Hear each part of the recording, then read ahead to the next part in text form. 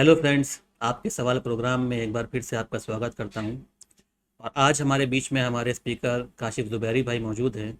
India TV जो news channel है उसके ऊपर कुछ दिनों पहले एक प्रोग्राम आया था। इसका टॉपिक था मैं एक्स मुस्लिम हूँ। तो इस तरह के जो प्रोग्राम न्यूज़ चैनल पे आया, तो इस तरह के प्रोग्राम या ख़ास इसी प्रोग्राम की हम बात करें तो आपकी क्या राय है इस तरह के प्रोग्राम के बारे में? देखिए, सबसे पहले तो मसला ये है कि जो प्रोग्राम का फॉर्मेट था, उसमें बहुत प्रॉब्लम थी। अगर हमको किसी बेसिकली एक्स मुस्लिम और एक तरफ मुस्लिम स्कॉलर रख के उसका डिबेट कराना है, तो सबसे पहले तो उसका टॉपिक डिसाइड होना चाहिए। और सबसे बेहतर है कि वो टॉपिक एकदम बेसिक आइडियोलॉजी पे हो। फॉर एग्जांपल, अगर एक्स मुस्लिम जो है वो एथियस्ट है, तो एग्जिस्टेंस ऑफ गॉड के ऊपर टॉपिक हो, या फिर जो भी आइडियोलॉजी वो बिलीव कर रहा है वो और इस्लाम के बीच में क्या इशू है उसके ऊपर टॉपिक होना चाहिए। या अगर आपको किसी इस्लाम की स्पेसिफिक चीज़ के ऊपर भी रखना है, तो वो टॉपिक पहले से डिसाइड होना चाहिए। आपने अभी क्या किया है कि कुछ एक्स मुस्लिम्स को बुला लिया और उसके बाद उनसे कहा कि इनको कुछ डाउट्स हैं, ये पूछेंगे। और हम जो प्रोग्राम में देख रहे हैं वो एक्स मुस्लिम कभी कोई कुरान की आयत कोट कर रहे हैं, कभी कोई हदीस बता रहे हैं कि इस सही बुखारी के हदीस में ये नंबर में ये दिखा हुआ है। इसमें प्रॉब्लम ये होती है कि जो भी बेसिकली मुस्लिम साइड रिप्रेजेंट कर रही है, वो उनमें से कोई भी मुझे नहीं लगता ऐसा होगा जिसने सारी हदीसें याद करके रखी होंगी, या वो हर चीज़ को बहुत अच्छी तरह से जानता होगा। अब आपने रैंडमली कोई हदीस कोट कर दी सही बुखारी की, या तो जो अपोजिट है उसको उस चीज़ की अच्छी नॉलेज हो, वो पर्टिकुलर हदीस पढ़ के आया हो, उससे सारी कनेक्टेड चीज़ें पढ़ के आया हो, उसका कॉन्टेक्स्ट पढ़ के आया हो, तो वो उसका जवाब दे पाएगा। जब टॉपिक डिसाइडेड नहीं है और रैंडमली कुछ भी फेंका जाएगा, तो सवाल पूछने वाले के लिए तो बहुत आसान है कि उसने अपने डाउट्स के नाम पे कुछ भी पूछ लिया, लेकिन जवाब आदमी तभी दे पाएगा जब वो उसके लिए प्रिपेयर्ड होगा। सेकेंडली, हम ये देखते हैं जो मुस्लिम साइड रखी भी गई थी उसमें से आउट ऑफ द थ्री, दो लोग जो थे वो पॉलिटिकल कमेंटेटर्स थे। तो उनको तो आप पहली बात पे ही हटा दीजिए कि वो इतने डिटेल्ड इस्लामिक सवालों के जवाब दे पाएंगे। अब बचे सिर्फ एक मौलाना जो रखे गए थे। अब वो मौलाना का फिर वही बात जो मैं कह रहा था कि वो हर हदीस ज़रूरी नहीं है कि उसका कॉन्टेक्स्ट या वो बहुत अच्छी तरह जानते हों। तो सबसे बड़ी प्रॉब्लम जो इस तरह के प्रोग्राम में थी वो ये थी कि टॉपिक डिसाइडेड नहीं था। रैंडमली कुछ भी सवाल पूछे जा रहे थे, और फिर कई चीज़ों में उसका अच्छा जवाब नहीं मिला था। कुछ चीज़ों में उन्होंने बहुत अच्छा जवाब दिया, लेकिन कई चीज़ों में जवाब वो उस समय उनकी नॉलेज में हो सकता है ना रही हो, इसलिए ना जवाब दे पाए।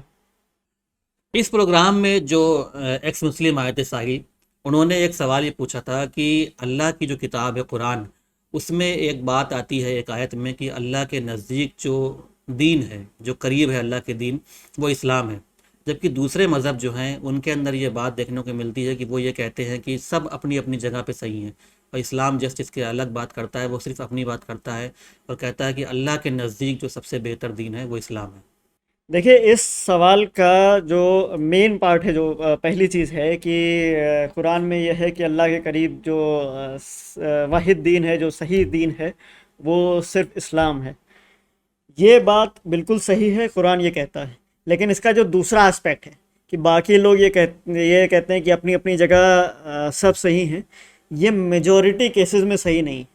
क्रिश्चियंस भी ये मानते हैं कि सिर्फ क्रिश्चियनिटी ही सही है। साल्वेशन जो है वो सिर्फ जीसस क्राइस्ट के थ्रू। आप किसी भी क्रिश्चियन से पूछ के देख लीजिए कि क्या साल्वेशन सिर्फ जीसस क्राइस्ट के थ्रू है, या उसके बिना भी साल्वेशन हो सकता है। ये सवाल आप किसी भी क्रिश्चियन से पूछ के देख लीजिए। ऐसे ही आप बाकी रिलीजन्स देख लीजिए, चाहे यहूदी हो या जो भी हो। ज़्यादातर रिलीजन्स जो हैं, majority religions of the world, वो यही मानते हैं कि सिर्फ उनका ही रिलीजन सही है उनके नज़दीक। दूसरा, इस बात को ना मानिए, कोई ज़बरदस्ती नहीं हो रही है, यहाँ कोई ज़बरदस्ती की बात नहीं हो रही है कि हर एक को हम ज़बरदस्ती मनवाएं कि यही सही है। लेकिन हम क्या मानते हैं? हम ये मानते हैं कि इस्लाम ही सही है, क्रिश्चियंस ये मानते हैं कि क्रिश्चियनिटी सही है, ज्यूज़ ये मानते हैं कि जुदाइज़म ही सही है। इसमें कोई प्रॉब्लम नहीं है। अगर हम ये मान रहे हैं और हम किसी से ज़बरदस्ती ये नहीं मनवा रहे, तो इसमें प्रॉब्लम क्या है? तो ये बात सही है कि इस्लाम कहता है कि सिर्फ इस्लाम ही सही रिलीजन है और इसके अलावा कोई और सही रिलीजन नहीं है। ये हमारी बिलीफ है, आप इसको चाहे नहीं मानना हो ना मानिए, कोई ज़बरदस्ती नहीं है।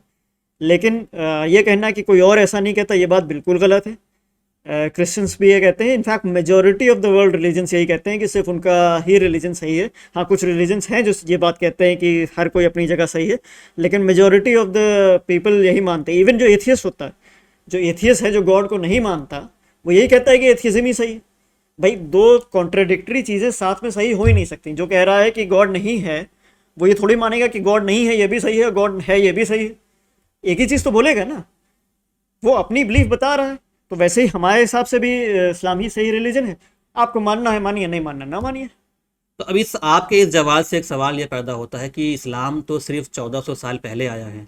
तो अगर इस्लाम सिर्फ 1400 साल पहले आया है तो सिर्फ यही एक कैसे दीन सही हो सकता है जो कि अल्लाह की नज़र में महबूब हो, जो कि अल्लाह को पसंद हो। इसमें समझने की ज़रूरत यह है कि सबसे पहले तो कि इस्लाम का मतलब क्या है। इस्लाम का मतलब है सबमिशन टू गॉड। और हमारा ये मानना है कि जो ईश्वर के सामने सबमिट करने का रिलीजन है, ये हमेशा से चला आ रहा है। और मोहम्मद सल्लल्लाहु अलैहि वसल्लम से पहले कई सारे प्रॉफिट्स, मैसेंजर्स जो हैं वो खुदा ने भेजे, और उसमें कई सारे कुरान में मेंशन है। जैसे मोहम्मद सल्लल्लाहु अलैहि वसल्लम से पहले जीसस क्राइस्ट को भी हम मानते हैं, और उनसे पहले और भी कई मानते हैं। और दुनिया में हर जगह मैसेंजर भेजे गए, और ईश्वर के सामने अपनी विल सबमिट करने को कहा गया। तो ये वही एक रिलीजन है जो चला आ रहा है। और जो मोहम्मद सल्लल्लाहु अलैहि वसल्लम को भेजा गया था, वो एज अ रिमाइंडर के लिए भेजा गया था, रिवाइव करने के लिए भेजा गया था। जो चीज़ें खो गई थी उनको वापस रिवाइव करने के लिए भेजा गया था। तो बेसिकली रिलीजन हमेशा से वही है, और रिलीजन हमारा मानना है कि यही सही रहा है हमेशा। कुरान में एक सूरह है, सूरह काफिरून। तो उसमें एक आयत आती है जिसमें कि सबसे लास्ट में आता है लकुम दीनुकुम वलिय दीन। इसका कि माने है कि तुम्हारा दिन तुम्हारे लिए और मेरा दिन मेरे लिए। तो क्या ये आयत कुरान की आपके इस जवाब से कॉन्ट्रडिक्ट नहीं करती है? जहाँ तक इस आयत की बात है कि तुम्हारे लिए तुम्हारा दीन और मेरे लिए मेरा दीन, ये चीज़ पहली वाली चीज़ को कि इस्लाम ही जो है वो ईश्वर को कबूल है रिलीजन, ये उसको कॉन्ट्रडिक्ट नहीं करता। बल्कि ये फ्रीडम ऑफ रिलीजन की जो मैं पहले कह रहा था वो बात कर रहा है कि ऑल्दो इस्लाम हक है, लेकिन फिर भी इस दुनिया में अल्लाह ने जो है वो ईश्वर ने इंसान को आज़ादी दे रखी है कि वो चाहे तो हक कबूल करे और चाहे तो वो ना करे। किसी के साथ ज़ोर ज़बरदस्ती नहीं करनी है। और इसका जो अल्टीमेट फ़ैसला होगा वो on the day of judgement जो है आखिरत के दिन, वो अल्लाह ख़ुद करेगा। लेकिन इस दुनिया में जो है वो फ्रीडम है कि आप हक को मानिए चाहे ना मानिए। कुरान में सूरह तौबा जो कि सूरह नंबर 9 है और उसकी आयत नंबर 29 में एक आयत है जिसमें कि आपकी जो सूरह काफिरून की एक्सप्लेनेशन है वो कॉन्ट्रडिक्ट करती है। तो इसका जवाब आपके हिसाब से क्या होगा? इस आयत पे आने से पहले सबसे पहले तो हम ये ऑडियंस को याद दिला दें कि ये वर्स कोट करते वक्त साहिल ने कहा था कि मैं इंटरप्रिटेशन नहीं देता हूँ, मैं सिर्फ जो है वो ट्रांसलेशन कोट करता हूँ। जबकि आप अगर प्रोग्राम में नोटिस करेंगे तो कई बार उन्होंने कभी किसी स्कॉलर कोट कर रहे हैं, कभी वो जिज़िया का क्या मीनिंग है वो उसमें स्कॉलर किसी को कोट कर रहे हैं, किसी किताब से कोट कर रहे हैं। तो ऐसा नहीं है कि वो इंटरप्रिटेशन एकदम नहीं दे रहे हैं और सिर्फ ट्रांसलेशन कोट करने की कोशिश कर रहे हैं। तो ये गुमराह करने की कोशिश थी ऑडियंस को।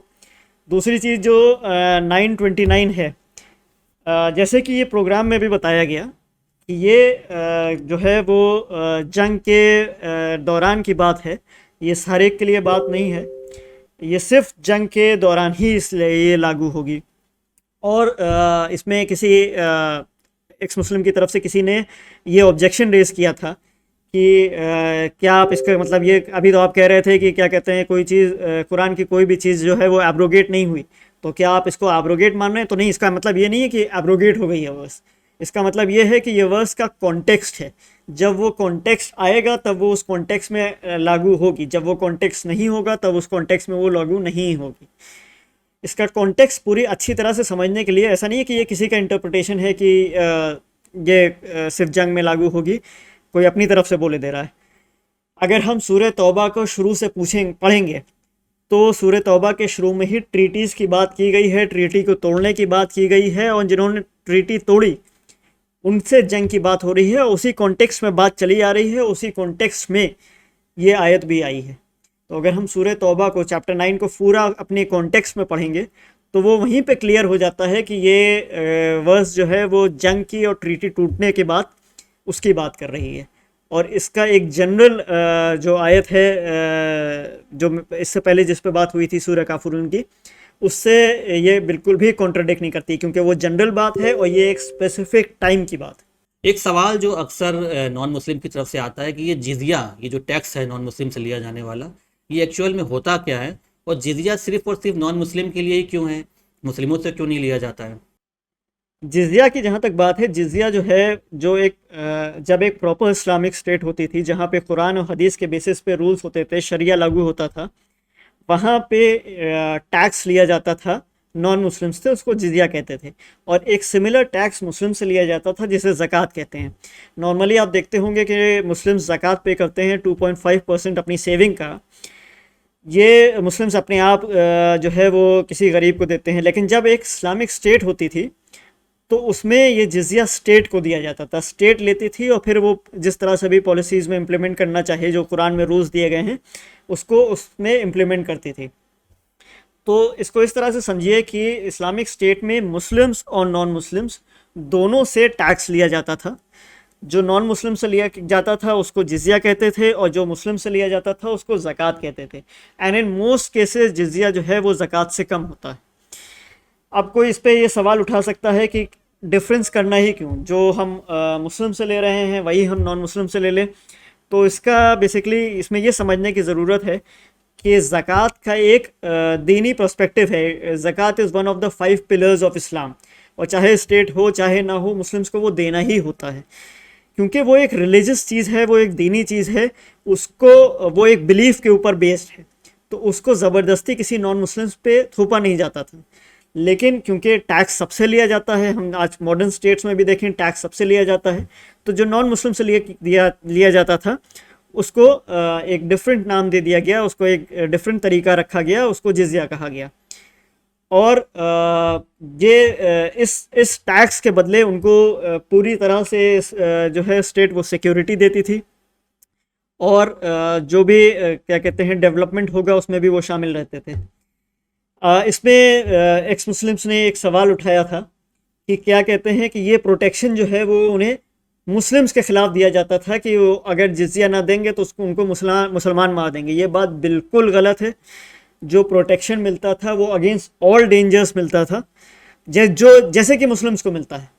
और जहाँ तक सज़ा की बात है, किसी भी स्टेट में अगर जो है वो टैक्स नहीं दिया जाएगा तो उनको सज़ा मिलेगी। इस्लामिक स्टेट में भी यही था कि अगर जो नॉन मुस्लिम ज़कात नहीं देंगे तो उनको भी सज़ा होगी। अगर मुस्लिम टैक्स नहीं देंगे, जो ज़कात होती है, अगर स्टेट को ज़कात नहीं देंगे तो उनको भी उसके बदले सज़ा मिलती थी, और इसमें भी कोई डिफरेंस नहीं था। इसमें एक चीज़ और है, कई लोग ये इशू उठाते हैं कि कुरान की जो आयत जो जिज़िया के बारे में बात कर रही है वो ये कहती है कि until they consider themselves completely subdued. तो अब इसको हम अगर समझें तो ये बेसिकली जो भी स्टेट है उसकी अथॉरिटी एक्सेप्ट करने की बात कर रही है, कि इंसान उसकी अथॉरिटी एक्सेप्ट करे। क्योंकि मुस्लिम्स की बिलीफ है इस्लाम में, तो वो इस्लामिक स्टेट को of course automatically as an authority accept कर लेंगे। तो ये स्पेसिफिकली नॉन मुस्लिम्स को यहाँ एड्रेस करके कहा जा रहा है। और ये भी कोई अजीब चीज़ नहीं लगनी चाहिए, क्योंकि इवन हम मॉडर्न स्टेट्स में देखें तो हर स्टेट इस चीज़ को कहेगी कि जो उसके अंदर के सब्जेक्ट्स हैं, जो भी सिटीजन्स हैं, वो स्टेट की अथॉरिटी को एक्सेप्ट करें। तो वही चीज़ इस्लाम कह रहा है, तो उसमें किसी को कोई प्रॉब्लम होनी नहीं चाहिए। स्टेट की अथॉरिटी मानने का मतलब है कि मतलब आप उसके जो कानून है उनको आप माने और उनके हिसाब से चलें। और ये हम देखते हैं इवन मॉडर्न स्टेट्स में भी, सब में ऐसा ही है। और जैसे कि मैंने कहा कि ये प्रॉपर इस्लामिक स्टेट जब होती है तो उसमें इम्प्लीमेंट किया जाता है। मॉडर्न स्टेट्स में, जैसे कि ये प्रोग्राम में भी बताया गया, मॉडर्न स्टेट्स में ये चीज़ इस तरह से कहीं इम्प्लीमेंट नहीं होती, क्योंकि मॉडर्न स्टेट्स का कॉन्सेप्ट थोड़ा डिफरेंट है। इसीलिए कोई भी मुस्लिम कंट्री आज जिजिया नहीं लेती। और लेकिन टैक्स जो है वो हर जगह चलता है। तो टैक्स मुस्लिम्स और नॉन मुस्लिम सबसे लिया जाता है, और वैसे ही इस्लामिक स्टेट में भी लिया जाएगा। सिर्फ उसको इस्लामिक कोई पिलर जो है वो नॉन मुस्लिम्स के ऊपर थोपा ना जाए, इसलिए उसको ज़कात ना नाम दे के जिजिया नाम दिया गया, और उस थोड़े से रूल्स डिफरेंट कर दिए गए उसके। इसी इंडिया टीवी के प्रोग्राम में एक सवाल और पूछा गया था कि इस्लाम क्या सेक्स स्लेवरी को अलाउ करता है या नहीं करता है, या इसकी जो सही शक्ल है वो क्या है आपके हिसाब से? देखिए, जहाँ तक सेक्स स्लेवरी की बात है, सबसे पहले तो सेक्स स्लेवरी से अगर आप इसकी डेफिनेशन में जाएंगे तो उसमें बहुत सारी चीज़ें आ जाती हैं। तो अगर आप इसकी डेफिनेशन में जाएंगे तो हर चीज़ जो सेक्स स्लेवरी में आती है वो इस्लाम अलाउ नहीं करता। ठीक है। कॉन्क्यूबाइनेज जो है वो इस्लाम अलाउ करता है, और इसके क्या रूल्स हैं, क्या ये मॉडर्न टाइम्स में फॉलो किया जा सकता है, नहीं किया जा सकता, इसके ऊपर हम एक कंप्लीट वीडियो बना चुके हैं, डिटेल वाला।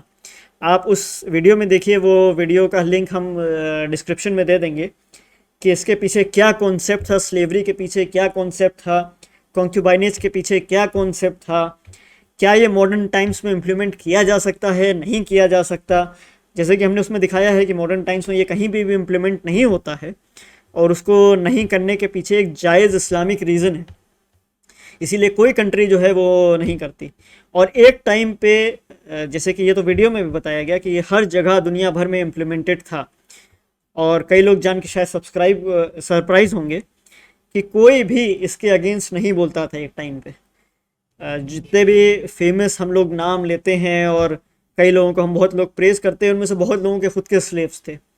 क्यों था ऐसा, क्यों इसको कोई अपोज नहीं करता था, क्यों मॉडर्न टाइम्स में इसको अपोज किया गया, इसके पीछे का क्या कॉन्सेप्ट है, इसका पूरा कॉन्टेक्स्ट समझने की ज़रूरत है।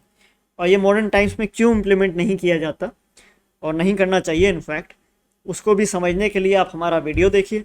वो वीडियो इसको पूरा डिटेल में आपको समझाता है। सिर्फ 5 मिनट में इसका जवाब नहीं दिया जा सकता। इसीलिए मैंने शुरू में कहा था कि इस तरह के सवाल लाना बिना टॉपिक के, और एक्सपेक्ट कर देना, आपने तो सवाल एक डाल दिया उन लोगों के सामने, अब एक्सपेक्ट करना कि वो 5 मिनट में पूरा कॉन्टेक्स्ट इसका समझा देंगे और जवाब दे देंगे, ये इम्पॉसिबल चीज़ है। इसके बारे में आपको डिस्कस करना है तो सिर्फ इसी को ही टॉपिक बना के आप डिबेट रख सकते हैं, तब इसका जवाब दिया जा सकता है। प्रोग्राम में एक सवाल ये भी उठाया गया था कि आईएसआईएस तो आज भी ये सेक्स स्लेवरी वाले कॉन्सेप्ट को बिलीव करता है, और आज भी उसको फॉलो उसी तरीके से करता है, और उसमें जो भी उनका बिलीफ है उसको फॉलो करता है। जहाँ तक आइसिस की बात है, प्रोग्राम में भी लोगों ने बोला कि आइसिस ने बिल्कुल गलत किया। इनफैक्ट हम देखेंगे तो बहुत सारे मुस्लिम स्कॉलर्स ने अराउंड द वर्ल्ड आइसिस के ख़िलाफ़ फतवा दिया है। मुस्लिम्स ने एज अ होल आइसिस को रिजेक्ट किया है, तो आइसिस का एग्जाम्पल देना तो बिल्कुल गलत है। एंकर पूछते हैं आइसिस जो है वो किस आइडियोलॉजी से इंस्पायर्ड था, सर्टेनली इस्लाम से नहीं इंस्पायर्ड था। किससे इंस्पायर्ड था ये आप उन्हीं से पूछिए। लेकिन क्योंकि मुस्लिम स्कॉलर्स ने इस पर कम्प्लीटली रिजेक्ट किया है, और न्यूमरस फतवा मिल जाएंगे आपको, लेटर टू बगदादी करके साइट है जिसमें बहुत सारे स्कॉलर्स का साइन मिल जाएगा आपको उस पर, जिन्होंने पॉइंट आउट किया है कि उन्होंने कहाँ कहाँ इस्लाम को वो कॉन्ट्राडिक्ट करते हैं। तो आइसिस का एग्जाम्पल देना बिल्कुल गलत है। जैसे कि मैंने कहा, मॉडर्न स्टेट्स में कोई भी प्रॉपर मुस्लिम कंट्री जो है वो स्लेवरी को नहीं इम्प्लीमेंट करती है। उसका रीज़न है, उसके पीछे उसका एक इस्लामिक रीज़न है। अगर आप समझना चाहते हैं ऐसा क्यों है, तो हमारा वीडियो देखिए जो डिस्क्रिप्शन में जिसका लिंक दिया गया है। एक लास्ट सवाल जो इसमें प्रोग्राम में था वो ये था कि इस्लाम में वाइफ बीटिंग के बारे में मिलता है, और कुरान में एक रेफरेंस आता है सूरह निसा के अंदर जहाँ पे वाइफ बीटिंग के बारे में रेफरेंस मिलता है। तो आप इसके बारे में क्या बताएंगे कि आखिर में ये किस तरीके से होता है, किस तरीके से है? जहाँ तक वाइफ बीटिंग या डोमेस्टिक वायलेंस की बात है, तो इस्लाम इसके कम्प्लीटली अगेंस्ट है। वाइफ बीटिंग और डोमेस्टिक वायलेंस को इस्लाम बिल्कुल भी अलाउ नहीं करता। जो आयत लोग इसके सपोर्ट में कोट करते हैं कि इस्लाम वाइफ बीटिंग अलाउ करता है, वो उस आयत को पूरी तरह से समझते ही नहीं हैं। सबसे पहले अगर हम वर्स समझने की कोशिश करेंगे तो सबसे पहले तो हम ये समझें कि ये जो आयत है वो किस चीज़ के बारे में बात कर रही है। उसमें जो वर्स आया है, जो वर्ड आया है वो नुशूज़ आया है, और नुशूज़ को जो इंटरप्रेट किया गया है वो ये किया गया है कि अगर जो लेडी है वो एडल्ट्री के रास्ते पे जा रही हो, अगर वो फ्लर्ट कर रही हो दूसरों के साथ, तो उस केस में क्या करे इंसान, इसके बारे में कहा गया। और हम ये समझ लें कि आज हम सोसाइटी में देखते हैं, और पहले भी यही था और आज भी ये है, कि इन केसेस में मैरिज में होता क्या है। कई लोग आपको दिखेंगे कि डोमेस्टिक वायलेंस उसमें बहुत होता है, लोग मारने पे आ जाते हैं सीधे, इनफैक्ट लोग मर्डर तक कर देते हैं जब उनको पता चलता है कि उनके पार्टनर जो है वो किसी और के साथ फ्लर्ट कर रहा है। लेकिन इस्लाम में ये सब मना है और सबको मना किया गया है। अगर आपकी जो वाइफ है वो किसी के साथ फ्लर्ट कर रही है तो उस केस में क्या किया जाएगा, उसको स्टेप बाय स्टेप बताया गया है। अच्छा, ये वर्स इस बारे में बात नहीं करती कि अगर मर्द जो है वो कर रहा है तो उस केस में क्या होगा। उसके लिए एक डिफरेंस वर्स है, वो डिफरेंट जगह पे है, वो एक अलग सब्जेक्ट है। अभी हम उस वर्स की स्पेसिफिकली बात कर रहे हैं जहाँ पे मर्द को बताया जा रहा है कि अगर आपकी वाइफ जो है वो फ्लर्ट कर रही है और अडल्ट्री के रास्ते पे है, वो अडल्ट्री का रास्ता जो बेसिकली एक इस्लामिक स्टेट के अंदर जिसकी सज़ा जो है वो मौत की सज़ा होगी, उसके उसमें मर्द क्या करे। तो उसमें जो है वो स्टेप्स बताए गए हैं, जिसमें पहला स्टेप है, उसमें जो आप है वो उसको एडवाइस करेंगे, उसको समझाने की कोशिश करेंगे कि ये रास्ता गलत है, और मे बी उससे कोई सलूशन निकल आए। मे बी वो लेडी जो है वो साथ में रहना ना चाहती हो, वो डिवोर्स ले सकती है, उसके बाद और भी बहुत सारे ऑप्शंस हैं। लेकिन अगर वो फिर भी डिवोर्स नहीं लेती, उस मैरिज में कंटिन्यू करती है, और भी उसके बाद भी अपना जो एटीट्यूड है और दूसरों के साथ फ्लर्ट करने का एटीट्यूड है उसको कंटिन्यू रखती है, तब सेकंड स्टेप बताया गया है कि you stop sharing beds with them. आप मैरिज में जो है वो डिस्टेंस पैदा कर लीजिए, और इस डिस्टेंस में हमने देखा है कि कई केसेस में रिज़ल्ट निकल आता है। अगर औरत उसके साथ नहीं रहना चाहती तो वो डिवोर्स ले सकती है। वो एक मौका देता है अलग रह के सोचने का, दोनों को, औरत को भी और मर्द को भी। और जैसे कि मैंने कहा, वो ऑप्शन औरत के पास हमेशा खुला हुआ है डिवोर्स लेने का। लेकिन अगर वो उसके बाद भी कंटिन्यू रहती है उसी तरीके पे, डिवोर्स भी नहीं लेती, इसके साथ कंटिन्यू रहती है और फिर भी फ्लर्ट कर रही है, तो जब हम थर्ड स्टेप पे आते हैं तो थर्ड स्टेप में बताया गया है स्ट्राइक देम। लेकिन अगर हम इसका कॉन्टेक्स्ट हदीस से देखें तो उसमें बेसिकली कई रिस्ट्रिक्शंस हैं, और उन रिस्ट्रिक्शन से हमें पता चलता है कि ये स्ट्राइकिंग सिर्फ सिंबॉलिक है, क्योंकि ये किसी भी तरह का मार्क नहीं छोड़ सकती बॉडी पे, और इसके बहुत सारे रूल्स हैं। तो ये सिर्फ एक सिंबॉलिक टैपिंग की तरह होता है, वाइफ को सीरियसनेस ऑफ द मैटर जो है उसकी तरफ ध्यान ले जाने के लिए। इसको किसी भी तरह से ये एक्चुअल बीटिंग और डोमेस्टिक वायलेंस को इस वर्स के थ्रू जस्टिफाई नहीं किया जा सकता। एक्चुअल बीटिंग और डोमेस्टिक वायलेंस जो है वो इस्लाम में कम्प्लीटली हराम। सो इन कंक्लूजन हम देखेंगे कि कई सारे सवाल जो प्रोग्राम में कवर थे उनका हमने जवाब दिया है। और जैसे कि मैंने कहा कि अगर स्पेसिफिक टॉपिक लेके बात की जाएगी तो हर चीज़ का एक्सप्लेनेशन दिया जा सकता है, लेकिन अगर जस्ट ऐसे ही प्रोग्राम करके क्वेश्चंस फेंके जाएंगे और पहले से डिसाइडेड नहीं होगा तो फिर उसका जवाब मिल पाना मुश्किल है। इसलिए अगर एक्चुअल में कोई आंसर सीख कर रहा है तो एक टॉपिक डिसाइड करके उस पर डिस्कशन किया जा सकता है, और फिर जैसे कि हमने देखा कि कई सारे सवालों के जवाब मिलते हैं। इस तरह के और भी प्रोग्राम्स होते रहते हैं। तो अगर कोई स्पेसिफिक क्वेश्चन है तो वो आप अभी भी आपके पास कोई स्पेसिफिक क्वेश्चन है जो उस प्रोग्राम में कवर हुआ हो, मेरे ख्याल से तो सारे कवर कर लिए हैं, लेकिन अगर इसके अलावा या फिर प्रोग्राम में कवर किया गया या उसके अलावा कोई और भी क्वेश्चन हो तो आप डिस्क्रिप्शन में पूछ सकते हैं, और हम कोशिश करेंगे कि उसका जवाब आप तक पहुँचाएँ।